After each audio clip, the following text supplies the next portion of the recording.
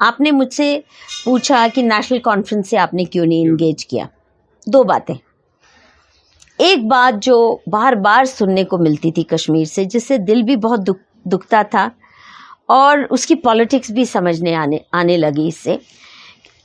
सभी कश्मीरी मुस्लिम ये बोलते थे कि हिंदुस्तान सरकार जितना कोई बेवकूफ़ हो नहीं सकता, पैसे भी देते हैं और गाली भी खाते हैं। कम से कम पाकिस्तान पैसा देता है तो उसे पैसा वसूली करना आता है, क्योंकि अगर उन्होंने पैसा किसी को दिया और उसने बात नहीं मानी तो गोली। इसलिए पैसा लेते हैं या नहीं लेते, धुन उन्हीं की अलापते हैं, गाना पाकिस्तान का ही अलापेंगे। ये धीरे धीरे मुझे बात समझ में आने लगी कि ये जो पॉलिसी हमारी रही है भारत सरकार की, पहले कहाँ मालूम था कि भारत सरकार सेपरेटिस्ट को इतना पैम्पर कर रही है, लाखों करोड़ों रुपया उनको सप्लाई कर रही है। कोई सोच भी नहीं सकता था और ये बंद आज भी नहीं हुआ। दुलत के ज़माने में तो खैर बिल्कुल पैसा पानी की तरह बहा, कम नहीं हुआ। नहीं, अभी कौन सा कम हो रहा है? मतलब कि अभी तो पिछले दिनों में वहाँ कश्मीर से ही एक सोशल मीडिया पे खबर आई कि शैला रशीद को भी इंटेलिजेंस ब्यूरो फाइनेंस करता है। आपके ये जो जिसको आज ही लग गया PSA शाह फैजल, इसको भी इंडियन इंटेलिजेंस एजेंसी फाइनेंस करती है।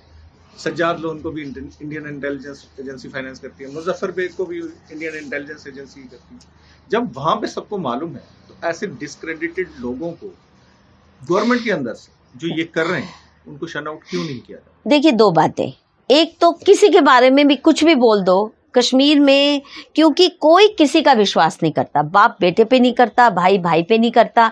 कश्मीर सोसाइटी जितनी जलील समाज इस आज के दिन में शायद ही कहीं होगा, क्योंकि ये जो टेररिज्म का माहौल बनता है, जहाँ डोमिनेट करता है, टेररिज्म एक हिस्सा नहीं है आपके जीवन का बल्कि डोमिनेंट रियलिटी है, और पाकिस्तान की बंदूकें तय करती हैं कौन क्या बोलेगा। तो ऐसे माहौल में it's a fact, nobody knows कौन किसका है सगा, कौन किसका दुश्मन। नहीं, देखिए, कश्मीरी को आपने कहा कि कश्मीरी सोसाइटी एक जलील सोसाइटी है, जलील बन गई है। क्यों? लेकिन उसमें मैं कुछ सवाल पूछना चाहूंगा आपसे कि गवर्नमेंट ऑफ इंडिया जो है वो गिलानी साहब को भी फंड करती है, यासीन मलिक साहब को भी फंड करती है, शबीर शाह साहब को भी फंड करती है, सज्जाद लोन को भी करती है। हर एक जो इंसान है उसको government of India he fund कर रही है, और ये सारे के सारे लोग जो है एंटी इंडिया ही काम कर रहे हैं।